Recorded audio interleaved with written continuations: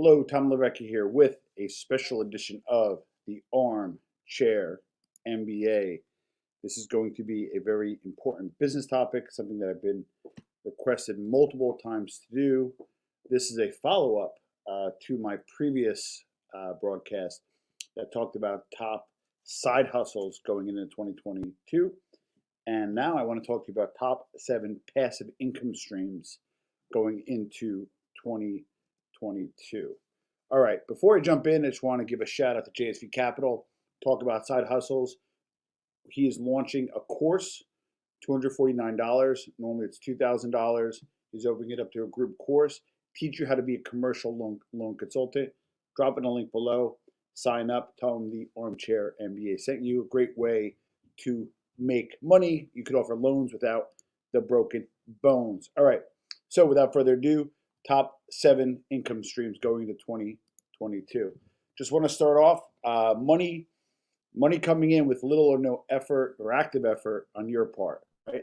That's a whole idea of passive income. The whole idea is what is called mailbox money. You wake up every month, you open up your mailbox, and there's some money is there. One of my famous idols, biggest idols, Warren Buffett says, if you don't find a way to make money while you sleep, you will work until you die.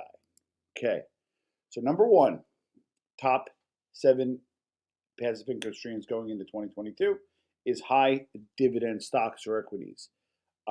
Some are as high as 6.7%. This is a snapshot. Some as low as 3.5%. These actually fluctuate, right? Now, I'm not recommending any individual stock, but the way with the volatility of the stock market, you can find a quarterly dividend that's in the 3% range to as high as almost 7% range. I do recommend asking an investment consultant before investing, but high dividend stocks is a way to go. And again, what are dividends? Very simply, are profits distributed to shareholders from the company for those equity owners. Pretty straightforward, but number 1 is high dividend stocks. Okay, number 2, you guys are gonna laugh, but with the pandemic going on and all this other stuff going on, you're probably not using your car as much. You can rent your car. For example, a site called Turo. You can go, hey, you know what? I'm in Newark, New Jersey. I don't need my car this day, or I don't need my car this week. You can rent your car out through websites like Turo.com. Give me your car for the day. Give me your car for the week. Give me your car for the month. And you will get paid from Turo. And people are looking to do cars like they are Airbnbs. They don't want the rental car. They don't want a hotel. They actually want to drive your car in what is called the largest car sharing marketplace. So you can rent your car out, and that's just one example of Turo.com. Next, you guys are going to laugh, but you could actually wrap your car, called Wrapify. You can get your car completely wrapped. I think it's a little crazy, but you can get thousands of dollars a month to get your car completely wrapped. They put a little odometer in there to make, and I think you get paid off the number of impressions that you serve or a flat rate. Could be thousands a month depending on what market you're in. Well, why would marketers do this? It's all about eyeballs and impressions. I see, wow, eBay Valet. Wow, what is that? I Google it, and now I become a customer. It's worth it for them to spend the money, and you can wrap your car. You could also, don't laugh, you could also put stuff on top of your car. You could stuff on the back of your car. You could put stickers on the side of your car. Again, this is passive income for driving like you do anyway, and you can make your car a billboard. One website is Rapify.com. The 4th is blogging. Yes, blogging. I myself have one site, not multiple sites, but one site that I have makes about $3,000 a month for me on average, or for my company on average, and I probably spend all in about 3 hours a month on it. Why? Okay, so all you gotta do is blog, and if you don't want to blog, you can do video blogs and post them on websites. One to start off is Medium.com. People will pay you to blog for them. People will pay you to talk about their product. People will pay you to talk about their service. People will even say, hey, you know what? I want an announcement on your on your blog, whatever that is, right? I myself, it took a few years to get to $3,000 a month, but it's pretty much passive income for the most part. I could have somebody do it for a little bit. I decided to do it. It's only 3 hours a month, but it brings in roughly $3,000 a month. A great starting point is Medium.com, and people say, well, I can't write that well. You can use, there's editing resources out there. Oh man, what's that one? Drawing a blank, but I'll put a link below. You can go into a Grammarly. Grammarly, you could write, dump it in the Grammarly. It'll fix it for you for $8 a month. You throw it into a blog like medium.com. You start building a little bit of audience and you can get paid. Now, the reason why I consider passive income is you want to talk about what you love to do, and then you find a way to make money doing it. But don't sleep on blogging as a source of passive income. The other part is, you guys are going to think I'm nuts for this, create your courses. And what I always say is, what are you great at, right? Could be you are good at writing and you want to share with people how to write to start their own blog.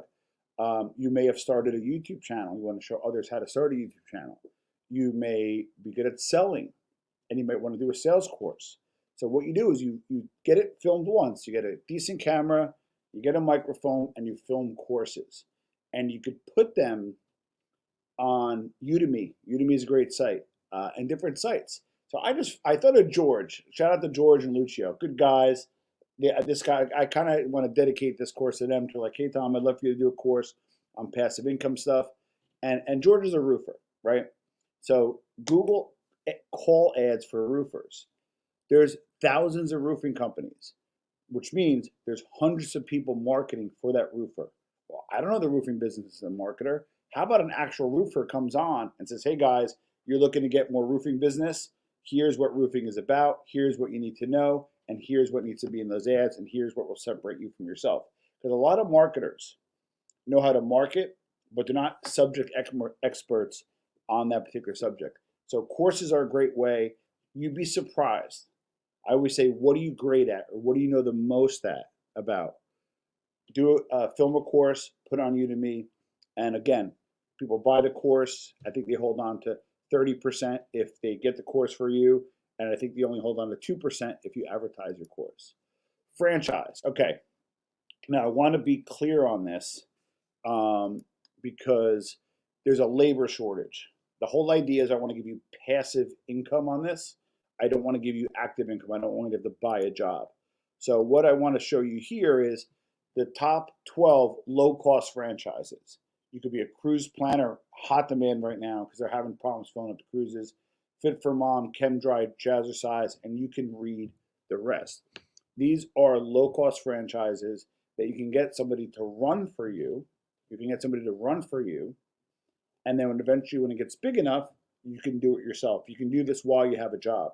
I have a franchise, and I do well with it, and I don't have anything to do with it. It's Mailbox Money. So franchising is a great way to go.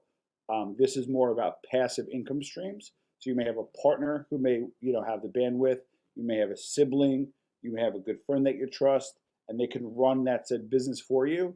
And these are all businesses here that are small, low-cost franchise models. When you get into bigger ones, like a UPS store, that's about $200 to $250 to start. A Dunkin' Donuts is about $400,000 to start. A Subway is about $150. And again, you can start those, and it's not a problem. But the thing is, you run into labor shortage. What I don't want you to do is I don't want to buy you a job. I want you to wake up every month and have Mailbox Money. But if you have people that you trust or people that can run it for you, and you be there on a limited part-time or no-time basis, a franchise is a great way to go. Companies like JSV Capital, you can reach out to them and say, hey, I want to buy a franchise. If your credit's good, you can get loans for reasonable amounts. So you can put down 25%, 50%, whatever you have to put down, and then you can go ahead and buy a franchise. Number 7, now, again, to bring up JSV Capital, again, they're a sponsor of the show, but you can get real estate, right? You only have to put down 25%, right, out of your own money. The rest of the 75%, you can borrow from a company like a JSV Capital. It's a commercial loan. It's a residential loan. Sometimes it's almost a no-doc loan, it's called. Now, this is my formula that I recommend. You just got to make sure the rental income, right? So you put out the 25%, you owe the 75%, you have maybe a management company or fees, you have maintenance fees and some other fees. You just have to make sure the rental income exceeds or at least matches closely to the total monthly expenses, just as long as you're not feeding into it. Real estate could be a great way to go. Secondly, you can do a triple net REIT, real estate investment trust. These are ones that, making this up, it's $5 a share. They own strip malls. You buy $1,000 worth, and maybe pays an 8% dividend. You get 8% on your money, and you invest in real estate. And most of them are like kind of stock exchanges or on exchanges, or like ETFs rather. And you can pull your money out. Typically, come and go as you please. Maybe not as a high return on the physical real estate property, but you could also become liquid or get your money pretty quickly. And obviously, look into flip houses and distressed properties as a great way to get into real estate. Again, more active income. But if you could find a crew or a subcontractor to do it for you, and you find a distressed property, it's a great way to flip a house. I mean, listen, this was for passive income streams, right? You want to create one more stream of income to protect yourself financially, so you could use that money to grow your future. If you just have, and you're watching this, and you just only have one stream of income, I really highly recommend you go back and visit one of the 7 forms of passive income started today. I gave you no or low startup resources for these. So there's really no excuse. Do it for you. Do it for your family. And again, this was top 7 passive income streams going into 2022. It's a quick one, cover a business topic. Thank you for watching the Armchair MBA.